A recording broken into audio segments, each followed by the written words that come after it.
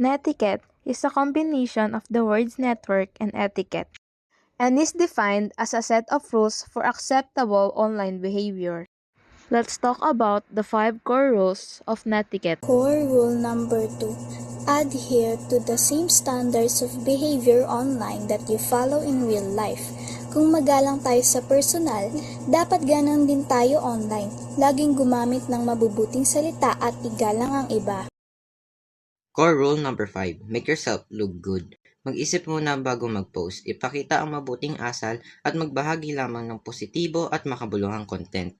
Core rule number 6. Share expert knowledge. Bago magbahagi ng impormasyon, siguraduhin ito ay tama at mula sa magkakatiwalaan na source. Iwasan ang fake news. Core rule number 8. Respect other people's privacy. Igalang ang privacy ng iba. Huwag mag-post ng larawan o personal na impormasyon ng walang pahintulot. Core rule number 10. Be forgiving of other people's mistake.